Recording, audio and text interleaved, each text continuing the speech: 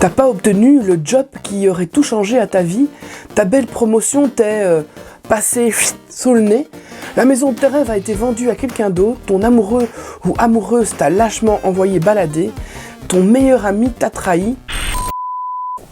On s'est déjà tous sentis déçus à propos de quelqu'un ou de quelque chose. Pendant une fraction de seconde, on a l'impression que notre monde s'écroule et qu'on ne s'en remettra jamais. Je te rassure, souvent, on s'en remet très vite, mais il arrive parfois que les déceptions mal gérées virent au drame, restent dans notre vie un long moment et nous mènent jusqu'à la dépression. Dans cette vidéo, je vais t'aider à découvrir comment mieux aborder la déception. Pour commencer, et c'est très important, je te donne 3 comportements à bannir lorsque tu vis une déception. Et ensuite, nous verrons 5 étapes afin de te sortir de la déception. Et en bonus, je t'explique comment aller de l'avant après une déception. Générique. Bonjour, c'est Fanny et bienvenue sur cette chaîne. Je t'embarque une nouvelle fois dans un voyage immobile où je te partage en toute simplicité mes astuces pour devenir la meilleure version de toi-même. Tout le monde à bord car le décollage est imminent. C'est parti!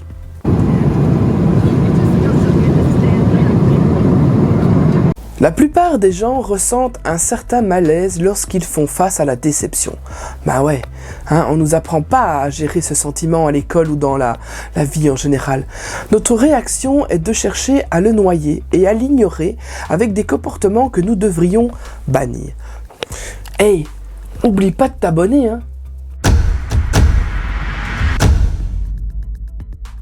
Premièrement, nous essayons de nous distraire avec d'autres activités. Le réflexe le plus fréquent est de noyer sa déception dans des activités sans but. De faire la fête, grignoter, faire les boutiques, jouer à des jeux. Pour d'autres, cela peut être l'alcool, la drogue ou le sexe. Tant que l'esprit est occupé par ces activités et comportements, il ne peut pas penser à cette déception douloureuse. Bien que la plupart des activités effectuées modérément soient acceptables lorsqu'elles sont utilisées pour anesthésier les sentiments négatifs que l'on ressent, c'est autrement plus problématique. Tout simplement parce que le problème de fond n'est jamais résolu. Ce qui se passe par exemple avec les situations passagères. Une personne tente de surmonter une rupture douloureuse en se lançant immédiatement dans une nouvelle relation. Ce qui ne manquera pas de créer d'autres problèmes plus tard. Oui, on peut se sentir satisfait sur le court terme, mais ce sentiment s'évapore rapidement lorsqu'une autre déception pointe le bout de son nez ou qu'un événement nous rappelle celle que l'on vient de vivre. On entre alors dans un cercle vicieux car on doit se distraire pour masquer une autre déception et ainsi de suite. On est alors piégé et il est difficile de s'en sortir. La seconde manière de noyer notre déception est de nier nos désirs et faire comme s'ils n'existaient pas. D'apparence, on prétend qu'on s'en fout, mais dans le fond, on y repense souvent. On essaye de se conditionner soi-même à ne rien attendre des choses ou des autres. Oui, comme ça, on peut pas être déçu si on n'espère rien. C'est le cas par exemple des personnes qui ont été marquées par des relations douloureuses. Elles ferment leur cœur aux autres et semblent se désintéresser complètement de l'amour. Pourtant, en secret, elles espèrent trouver leur âme sœur. Parce que ces personnes ont peur d'être à nouveau blessées. Elles nient leur désir d'avoir une relation et refusent de laisser les autres entrer dans leur vie. Plus le temps passe et plus le risque de devenir aigri est grand. Le déni a créé une frustration intense qui nous revient à la figure chaque fois que l'on nous parle de cette situation ou de ce que nous désirons. Pas terrible, non ? La troisième manière d'oublier notre déception est d'abandonner nos objectifs. C'est peut-être la pire des 3 constats présentés jusqu'ici. Alors que nous aspirons à nos objectifs, nous nous résignons en nous disant que nous les atteindrons jamais. Nous nous dépressions et nous nous dévalorisons en pensant que nous ne sommes pas faits pour accomplir quoi que ce soit. Nous passons chaque jour à essayer de nous convaincre, nous et les autres autour de nous, et que nous ne pouvons pas atteindre nos objectifs, alors qu'ils sont parfaitement à notre portée. Qu'est-ce qui se produit lorsque nous ne gérons pas notre déception convenablement? Chaque fois que nous essayons de noyer notre déception, de nier nos désirs ou même d'abandonner nos objectifs, nous rejetons ce que nous sommes à l'intérieur. Nous rejetons nos buts, nos désirs, nos rêves, notre vrai de nous. Nous devenons alors l'ombre de nous-mêmes et même si nous prétendons que tout va bien et qu'au quotidien tout se passe bien, nous ne pouvons pas tromper notre inconscient. Non. Chaque jour, nous sombrons un peu plus dans cet état de déception et d'apathie. Nous vivons avec le pilote automatique. Ce fameux pilote automatique dont je t'ai parlé dans la vidéo de la semaine passée. Ouais, va la voir, elle est là. Important, super important ça. Franchement, va voir. On vit sans passion ni ardeur et nous nous effondrons peu à peu sur nous-mêmes. Dis, si t'as raté la vidéo de la semaine passée, c'est que t'es pas abonné. Donc abonne-toi pour pas manquer les nouvelles vidéos. Fort heureusement, tu n'es pas obligé de vivre ainsi. Tu n'es pas la seule personne existante à être déçue. Tout le monde l'a été à un moment donné. Tes amis, ta famille, tes professeurs, tes collègues, tes patrons, ont dû aussi faire face à beaucoup de déceptions dans leur vie. Personne n'a le monopole de la déception. Même si cette émotion se déclenche sans que nous l'ayons voulu, nous pouvons tout de même apprendre à l'apprivoiser. Du moment que nous apprenons à gérer nos déceptions sainement, alors nous pourrons vivre notre vie pleinement, alignée avec nos désirs et nos passions. Nous allons voir à présent les 5 étapes pour apaiser ta déception. Étape numéro 1. Change ton état de conscience. Quand on vit une expérience qui nous déçoit, ce sentiment de déception est si écrasant que nous avons l'impression que c'est la fin du monde. Étant bloqués dans un tel état, nous ne pouvons pas penser logiquement. C'est pourquoi la première étape va être de changer cet état de conscience vers un état plus neutre ou plus positif, qui nous aidera par la suite à mieux réagir dans notre situation. Recherche des activités positives qui te ressourcent. Quelle activité apprécies-tu de faire? Identifie-les. Pour ma part, j'aime jouer à des jeux vidéo. Je sais, à mon âge, mais c'est comme ça. Moi, j'aime ces moments de jeu, ça me détend. Mais je sais pourquoi je joue au jeu. Je fais pas ça pour oublier, je fais ça pour me détendre et prendre un petit peu de temps pour relâcher la pression. Et puis, je fais pas ça toute la journée, je fais pas ça toute la nuit. Je fais ça 1 heure ou 2, pas tous les jours. J'aime aussi aller en pleine nature, seul. J'aime aussi regarder des chouettes séries à la TV. Mais je le fais pas pour oublier. Je le fais parce que ça me change l'esprit à certains moments.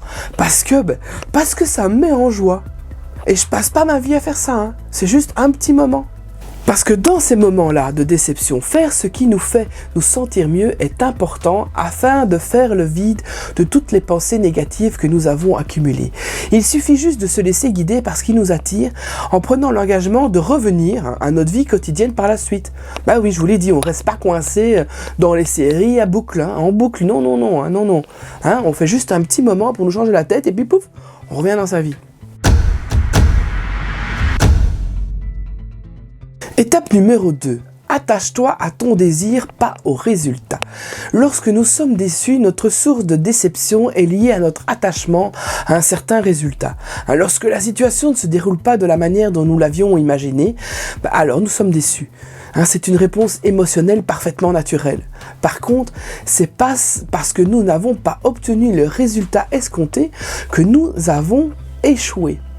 Je te donne un exemple où les personnes s'attachent souvent un peu trop au résultat. J'ai nommé les situations amoureuses. Imaginons que tu aimes la personne A. Tu veux vivre avec elle, mais cette personne, elle n'éprouve pas la même chose pour toi. Et bam, coup de massue, t'es déçu.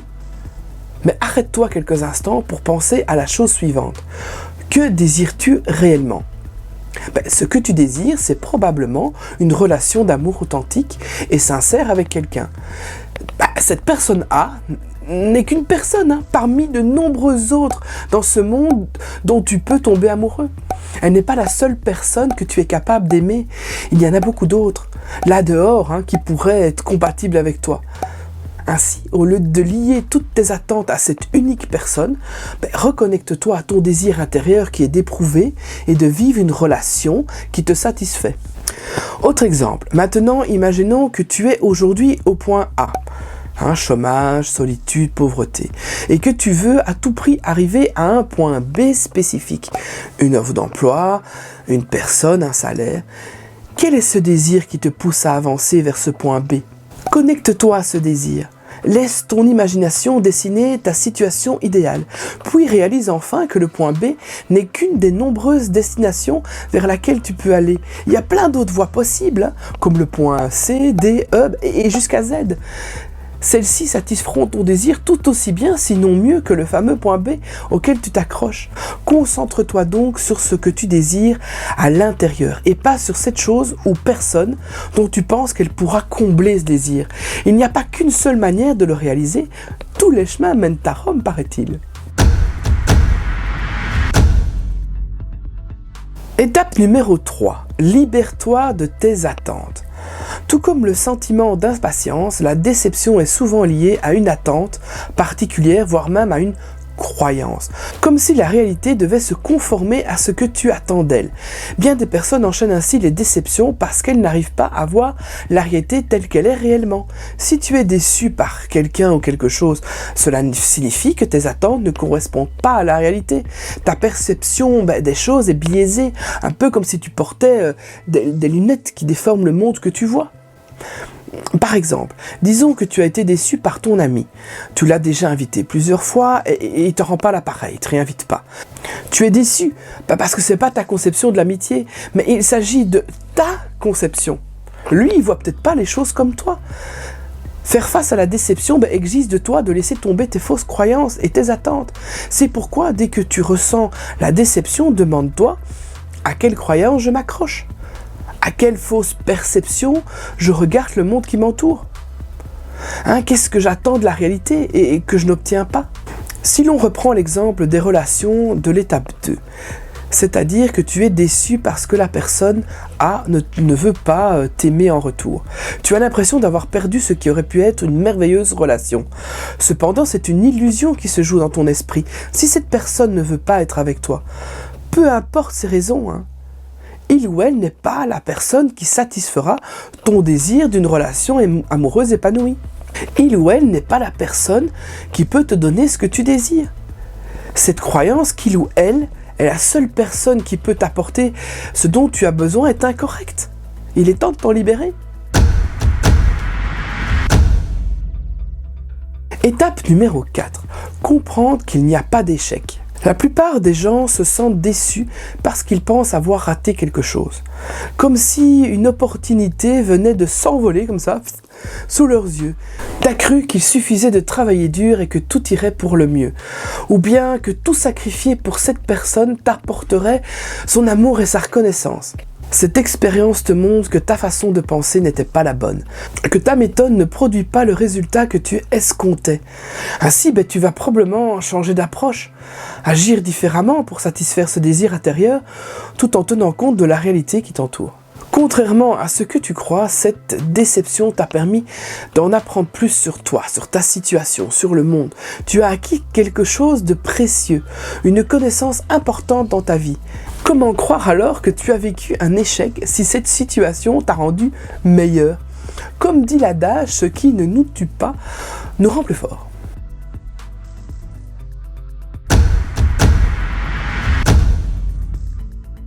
Étape numéro 5, fais de ton mieux. De ton mieux. Beaucoup d'entre nous avons tendance à nous blâmer dès que les choses ne sont pas ce que nous désirons. Nous nous blâmons pour tout ce qui ne va pas dans notre vie. C'est inutile. Ça sert à rien de se maltraiter chaque fois que quelque chose ne va pas. Il n'y a pas non plus de raison d'imaginer que tout ira parfaitement en toutes circonstances. À l'inverse, il est même naturel que certaines choses n'aillent pas ou aillent mal. Dans l'ordre naturel des choses, il y aura toujours des moments où cela ira bien et d'autres où cela se passera mal. Mais si nous nous concentrons toujours sur ce qui va mal, plutôt que sur ce qui va bien, alors nous cultivons cet état de mal-être, de déception, de frustration. Nous imaginons et anticipons les expériences négatives, pire qu'elles ne le sont en réalité, parce que nous les rejouons constamment dans notre tête. C'est un peu comme la vision du verre à moitié plein ou à moitié vide. Les deux sont vrais. Et ce n'est que lorsque l'on tient compte des deux réalités que nous voyons les choses telles qu'elles sont. Le verre est simplement à moitié rempli. Pour toutes les choses qui ont mal tourné, concentre-toi plutôt sur ce que tu as appris de ces expériences. Tire-en des leçons et fais du mieux que tu peux pour rediriger ton attention vers les autres voies qui s'offrent à toi, plutôt que sur l'obstacle qui a barré ta route. C'est de cette façon que tu obtiendras enfin la vie que tu désires. Ce n'est pas pour rien que c'est le 4e accord Toltec.